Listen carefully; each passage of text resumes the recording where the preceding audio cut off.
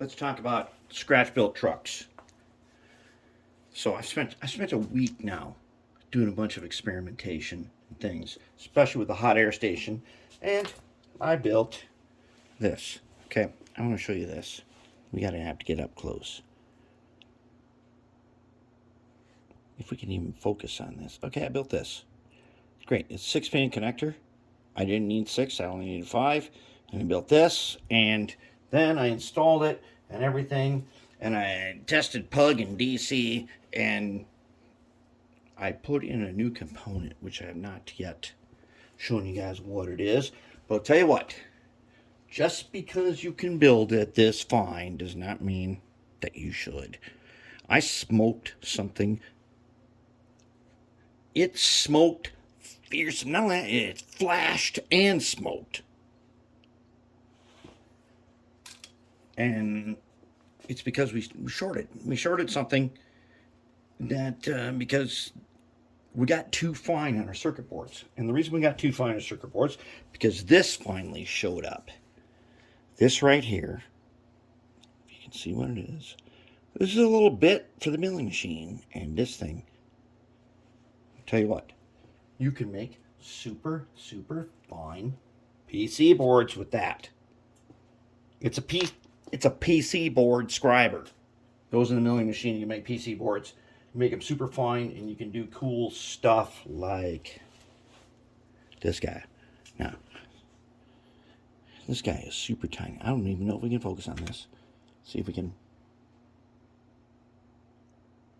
There are 4 LEDs of different colors on here. We use the hot air station to install them. We cut this board using that little... Actually, we cut this board with a superfine file. We used the hot air station to get them on there. Because when we did this for Mr. Manny Bean, that was really hard work. But now we can make them anytime we want to. So now what we're going to talk about is scratch-built trucks. Here's Pug, and here's his. Let's zoom in on Pug's inner workings. There he is. Oops. Okay. So I have this all wired up and ready to go and show you a video of, but as I said, I smoked the doggone. I smoked a surface mount device that if you've ever let the smoke out of a decoder, I tried this in DC. If you've ever let smoke out of something, that ain't nothing compared to what I shorted. And I was wondering if it was the motor. The Rev 1 motor, no problem. It handled the short like a champ a couple of times. But I seriously smoked the surface mount bridge rectifier.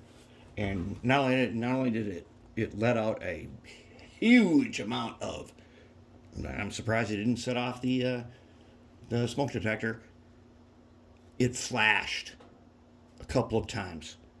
Due to making things way too small, we can make them small like this, but that does not mean that we can solder on wires to it and make it work.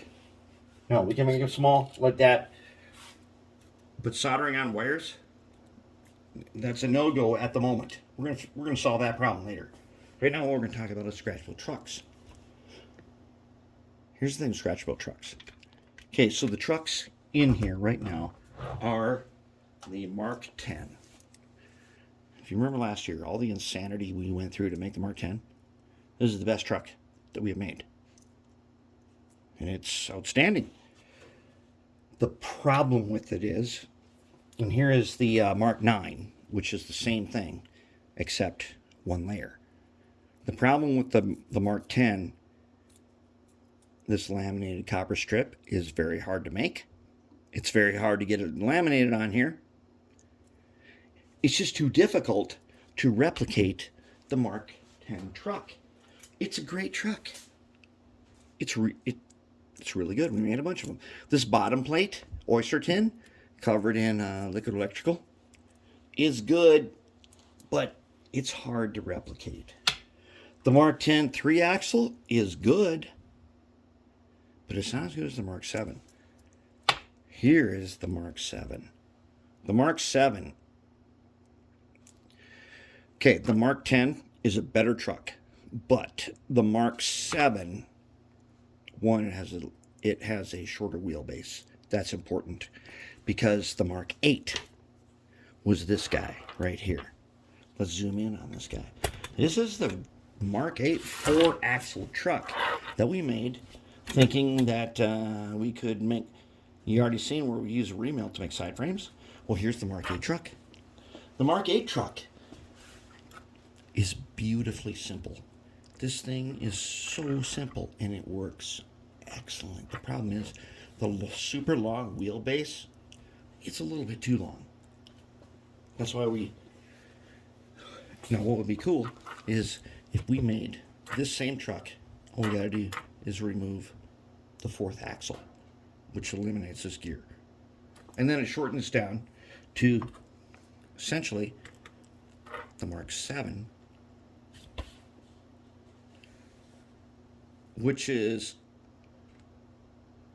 just about right. Okay. I would much rather have this if I could have it. But here's where we are. We have already the Mark 10 trucks, and they're good, but they're very hard to replicate. I need to make something that can be replicated better. And we've had a year now. We are more experienced. We know what we're doing. And we can do better. And what we're going to do is do better. One of the things we're going to do better on is these gears. In this one, this is excellent. This is actually the Mark 7 truck. And it's marked with the 7 on it. 7. Okay. The Mark 7 truck. The gears really flow nice. And the 3D print washers, surprisingly, they work great. Thank God I printed like a couple hundred of them. What we did then was we went and used the same thing for this, but when we went to the Mark 10, in the Mark 10, there's the worm, there's a tiny gear, then there's another gear, then we go down to there. In this one, we've got, in the Mark 7, we've got the small gear where the worm attaches. That goes to an idler. Idler gears change direction. Okay? It goes down, change direction, and then we get this. We get these 2 triangle things. That way. Remember, to have wheels go the same direction, you need an odd number. Okay? So these are good. And so we have an odd number, and we get them to all work the same way. This is really, really good truck. But it was way too tall. That's why we couldn't use it. We couldn't use it because we didn't know how to build an underframe to make use of this. But this was good. What's not that great are the axles. These copper axles. They're okay, but they have a lot of so they got a ton of tolerance in them. But if you remember right, we rolled out some wire to make these axles, to make these shafts. And they're not all perfectly straight. So I've got new brass rod coming. We're not going to use steel rod like we did before. We're going to use brass this time because we're going to put it on the lathe, and that way we can part it better. Now we got the 280 here. Here's Mr. Ogre. The 280s look awesome, and here is their internal workings. Here is their pintles. Their pintles go on the Mark 10 just like this. They fit on there just like that. They're great and all. One of the problems we have with these is that even though the truck is great, the positioning of the pintle is not great. If we could position the pintle right up next to the gear tower, it'd be even better. We could get more power. And one of the things is this wheelbase is very, very long. I want to reduce that. I want to reduce the wheelbase, and I want to increase the power, the torque, from the worm gear is good. The Rev 1 or the 280 motor on these has a ton of torque. It will drive this thing.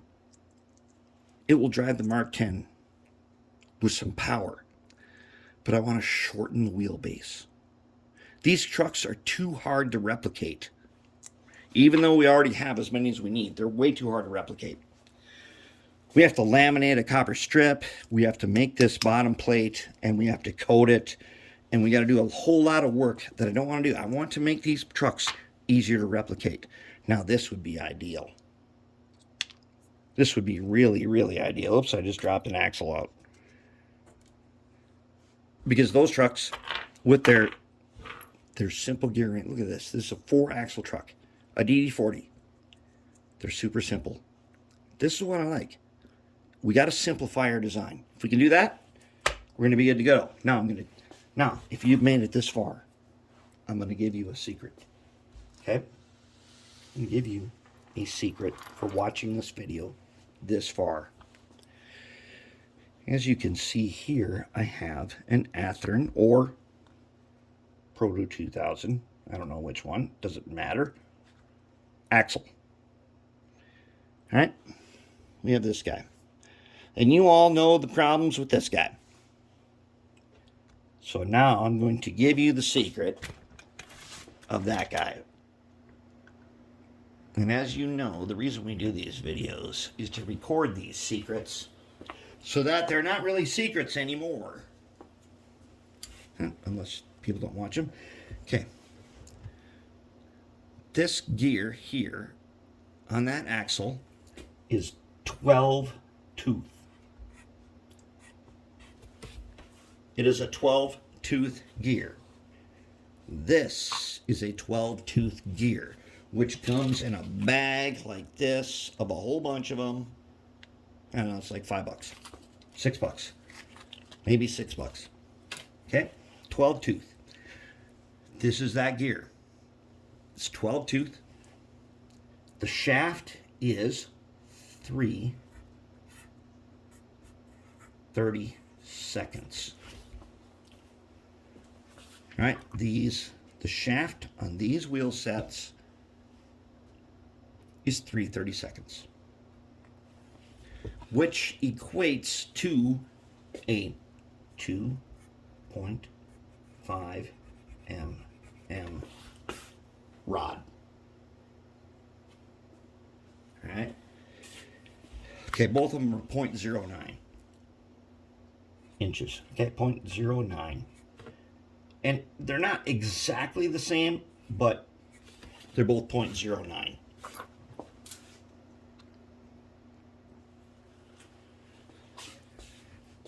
Okay, and then they got some other numbers after that, and it doesn't matter. It does not matter. Whatever it is, it doesn't make any difference because it fits perfectly. In fact, it fits snugly on here. This ought to give you guys some ideas. Now, one of the things is that just this gear alone is not wide enough to replace this shaft. However, I'm going to leave it to you guys to think about the other things that we have done and the ways we have dealt with shafts. See if you can figure out where we're going with this. Now, I've ordered a bunch of new stuff, and we're going to build the Mark 11 truck. We're going to build a new Mark 11 truck. I want you to think about this. These are the things that you buy, and right now, to get a set of 4 of axles of these guys, what is it, like $30? It's not in our price range. We're not going to be doing it. We have got to move on. We're going to have to do something. I got a whole bunch of these old school guys, which have no phosphor bronze bearing in them. Got a whole bunch of them guys. I want you to look at this right here. A 12-tooth gear. 12-tooth, and put the not just 12-tooth, 0.5 module. I used to think this was modulus. It was 0.5 module. That is this guy right there. A very common robotics gear. Now, if you can figure out some way to extend this to these wheels, you will never, ever, ever need to spend 30 bucks on a new set of wheels when the axle cracks so bad and turns to crap. Not only that, I'm ordering some new special polymer to fix these axles permanently. We're gonna test that and see if it works. But here's the info right here. That's what you need to know. I'm gonna let you guys think about that. We're gonna come back to it in a few videos from now. We're gonna come back to this and see what we can do with that. But there it is for right now. Pug. Hey, he wants to pull his train again. He wants another shot at pulling that super heavy train. And he's going to get it. But Mr. Ogre there, oh, he would love to pull that train because he can pull that train easy. We're going to come back to them guys and give them their shot in DC before we go ahead on and put the decoders in.